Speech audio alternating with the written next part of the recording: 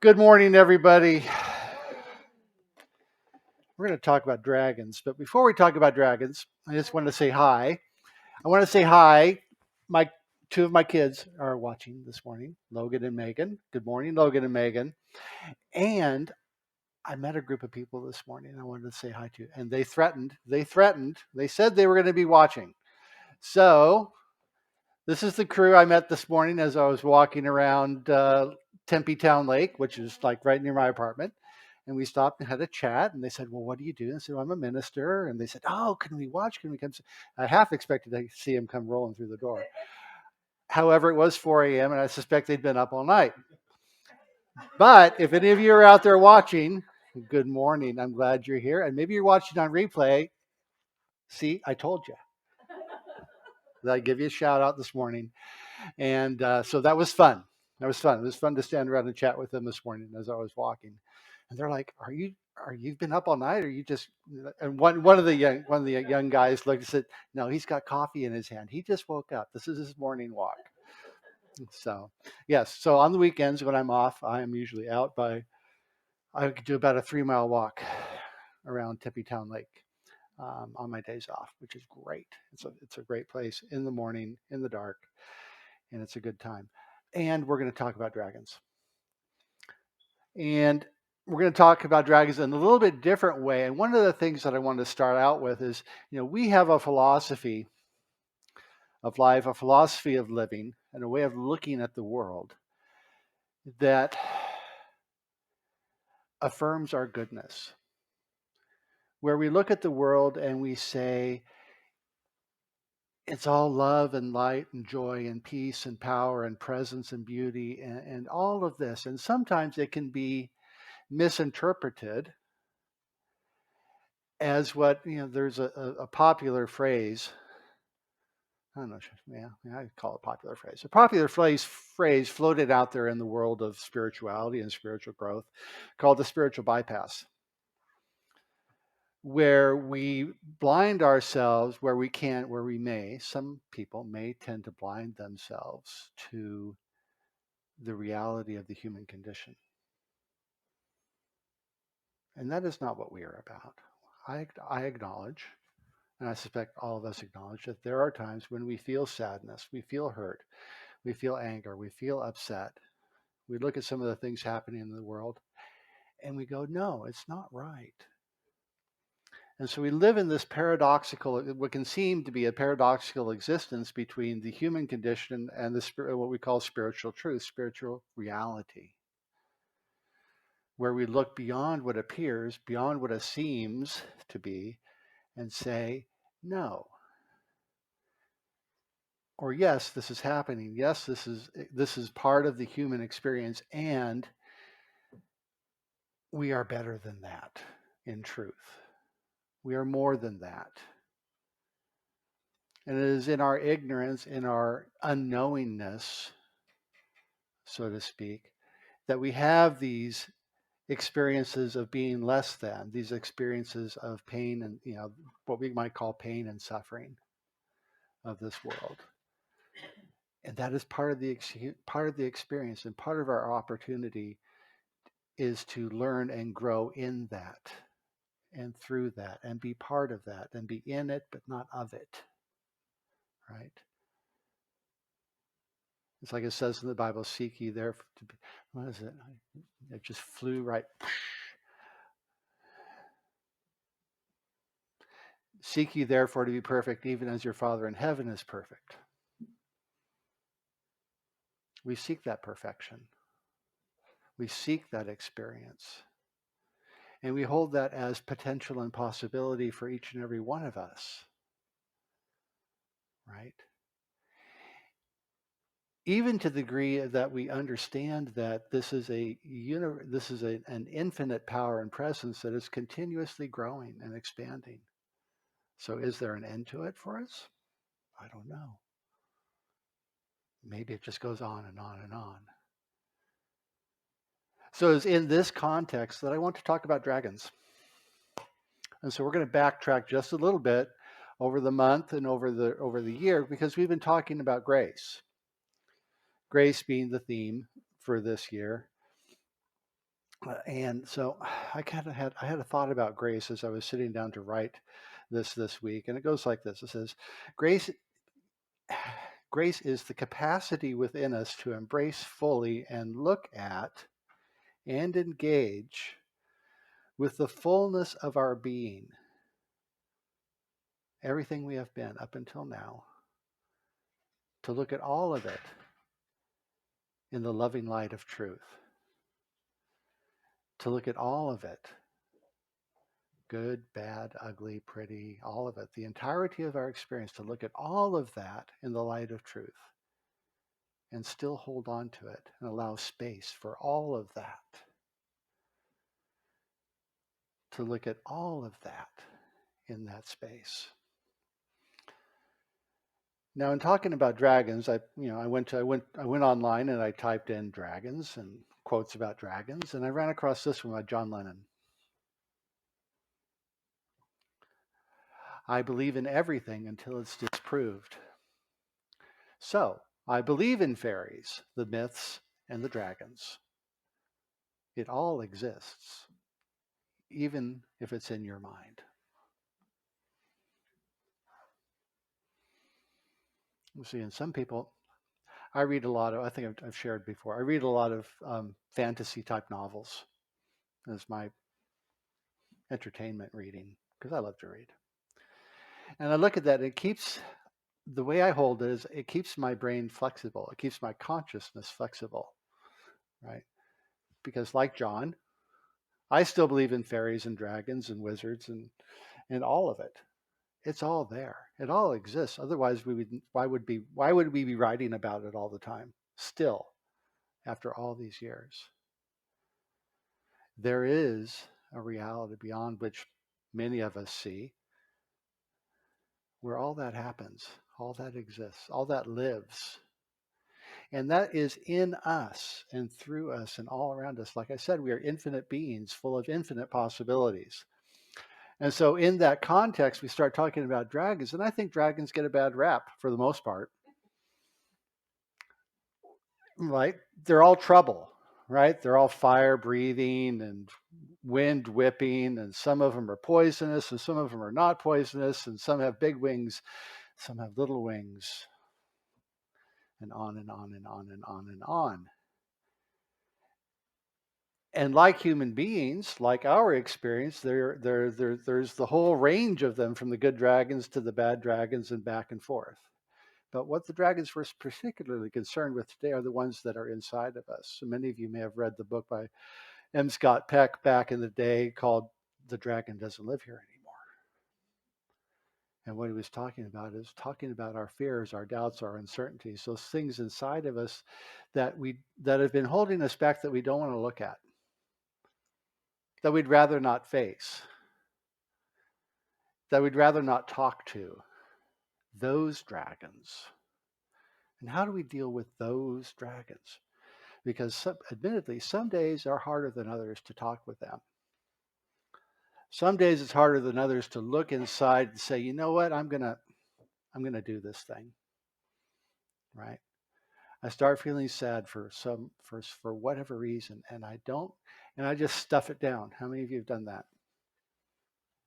Or I get angry and upset, and I just turn my head and I go, nope, not doing it. Anybody else? Yeah, we all do it. We hide, we take those things, we take these unpleasant experiences and we go, nope, not going to do it. Until one day, finally, enough of them pile up and something happens. And for some, I'm not going to say unknown, and for some reason, I explode all over somebody or something for some little tiny thing that really had nothing to do with why I got so upset. Anybody else do that? Yes, we do that. So how do we get past that? What are the steps I can take to undo that, to short circuit that, to allow myself to be more than that? Because what we're seeking is happiness. We're trying to get back to that place where I can just simply be happy, right?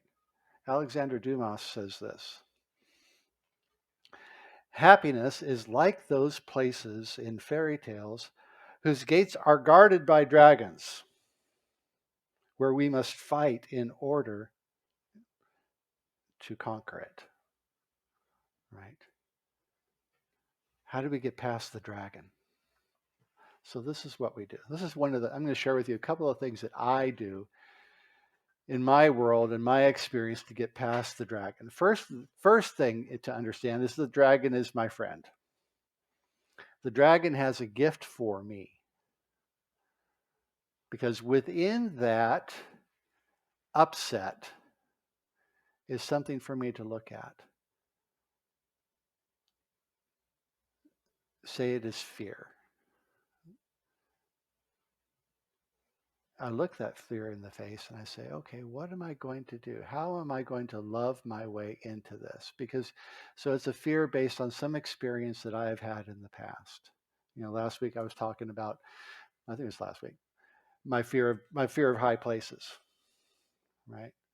Getting up on the roof, and my dad invited me to get up on the roof and help him put up the basketball backboard on the roof of the house. And I got up there and I was like terrified. I can't move. I was 15 feet away from the edge of the roof. No problem. But my fear of the unknown, my fear based on uncertainty and a lack of experience, got me stuck there. Got me stuck there. And so we have these internal pains, these internal fears, these internal doubts based on experiences that we've had. We go back and look at them and say, okay, how can I learn from this? How can I grow from this? Getting up on the roof, how can I grow from this? That was obviously, see, the whole high places thing. I really didn't get into it that much last week, but my fear of high places was clearly something for me to work out over the course of this lifetime, because I went from that point of being terrified of getting up on the roof to becoming a house painter, and then an even more extreme experience of being on ladders and such to being a chimney sweep. And so I'll tell you the quick little story. One time, so remember the 10-year-old being stuck on the roof, okay, to the chimney sweep who on a roof in Long Beach, California, with two 15-foot, 6-inch stainless steel pipes tied together on this roof, laid across the roof with a helper, standing on top of the chimney and having my helper tip those pipes up, handing it to me for me to lift up and then drop down the chimney, standing on top of the chimney. So that 10-year-old became that 40-something-year-old doing that with no fear. Caution, most certainly, but no real fear. So in facing fears, we can do that. In facing fears, we can reclaim our power. And in facing fears, we can take that scary dragon, hop on that dragon's back, and ride him into the future of our experience. Right? So we choose to move from being a dragon slayer to a dragon rider. You see, because when we take the time to look at the fears and the pains and the anxieties and all of those things that are inside of us and embrace them, hug that little inner child that was so fearful and in pain, or hug that teenager that was just feeling left out and lost and alone, or the 20-something that was feeling disenfranchised and a lot of anxiety about social situations. grab that younger version of yourself, hold their hand, give them a hug, talk to them, listen to them, do whatever is necessary to learn to become more than that, because we are. We get to love that, not into submission, but into celebration, right?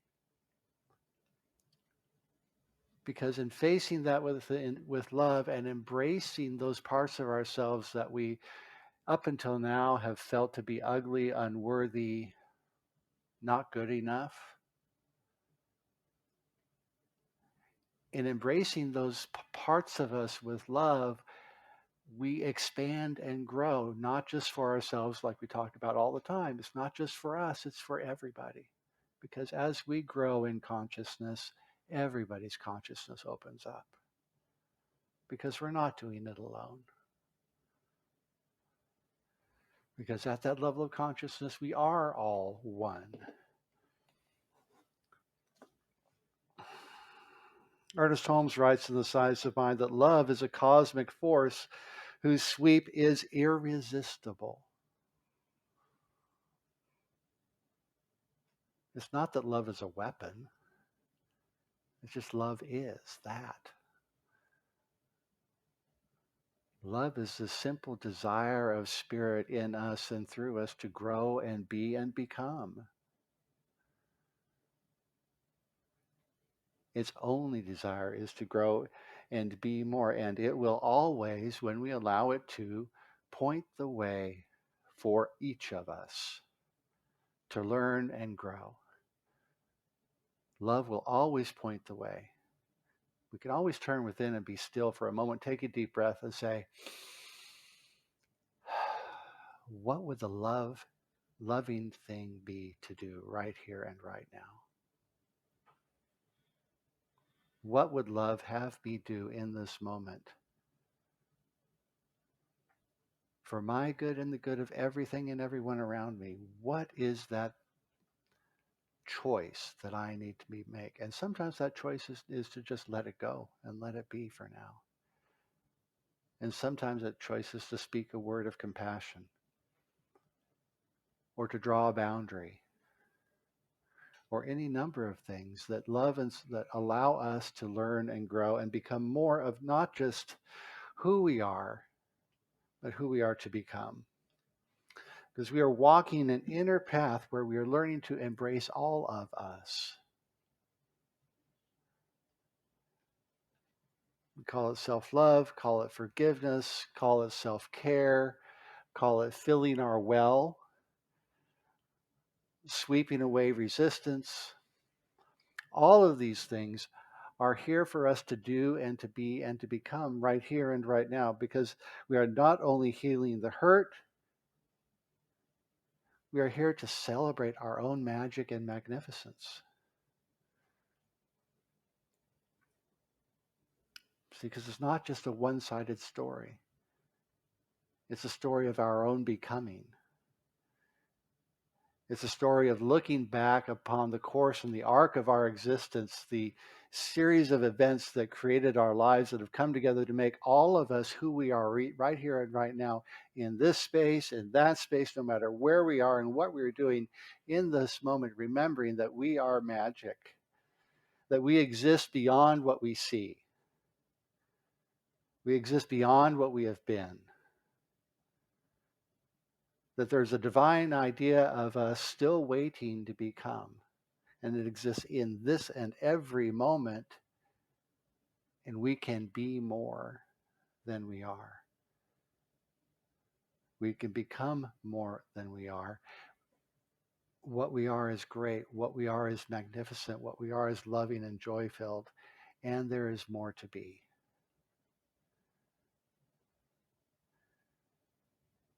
If we allow ourselves to embrace this power that is present inside of us.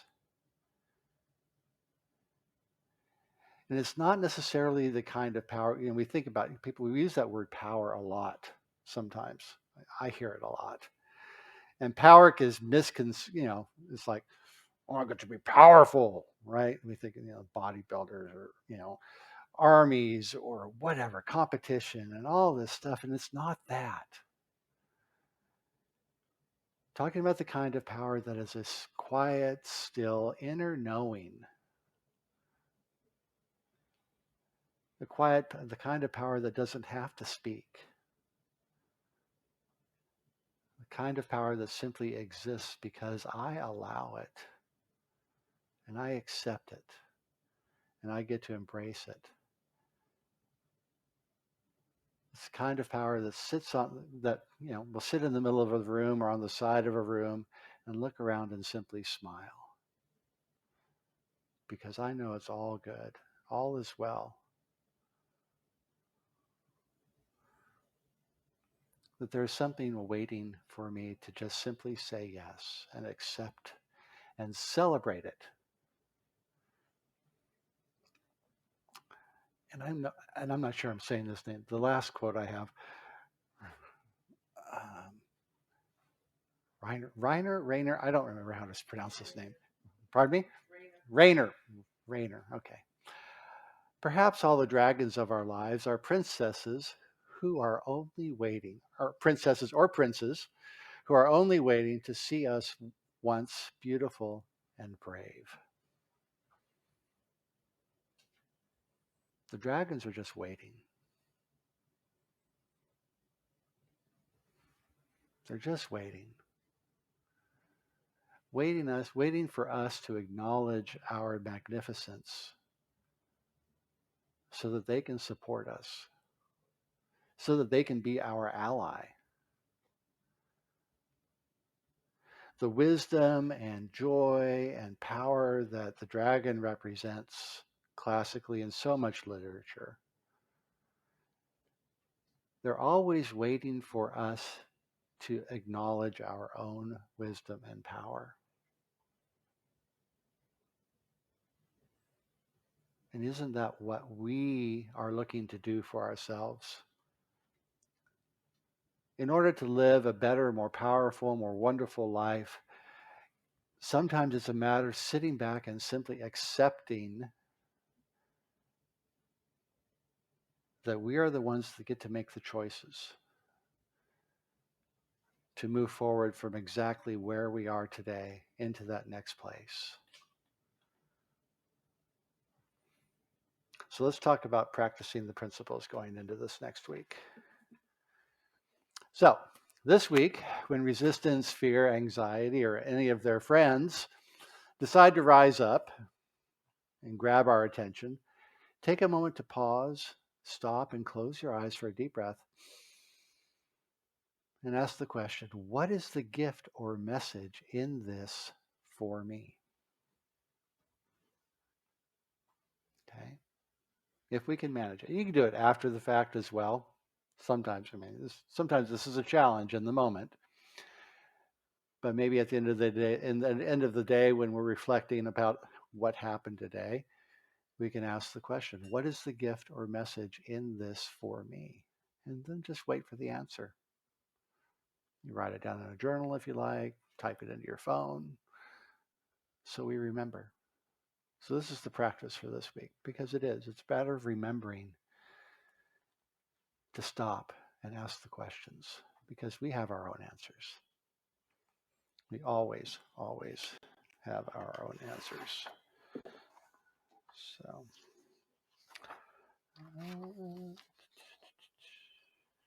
okay, let's pray.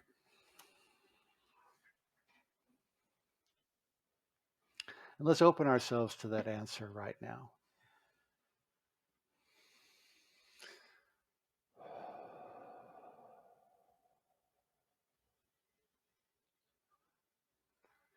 And as we turn within, we remember once again that love is all there is, that God is all there is, life is all there is, that the source and substance of all our experience we call God is right here, right now. In that it is in this presence that we live and move and have our being, that it expresses itself through us right now.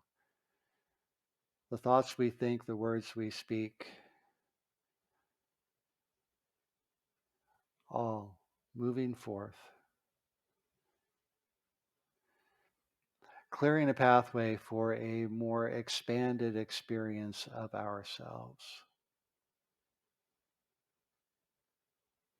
Knowing that love is right here, God is right here, life is right here, and we simply acknowledge it and celebrate it and look out into the world and looking in ourselves and seeing it and feeling it and knowing its presence right now.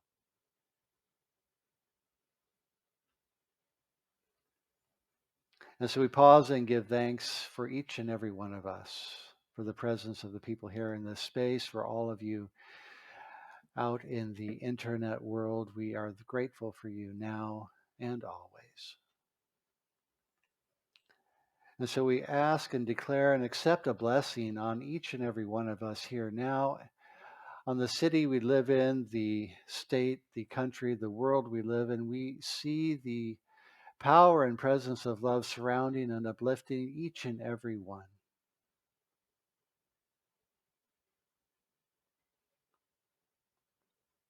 A presence of comfort, a presence of love, a presence of healing, sweeping aside anything unlike itself, so that we simply accept and experience the presence and power of this one right here and right now. And for this and so much more, we are truly grateful. And so we let it be. And so it is.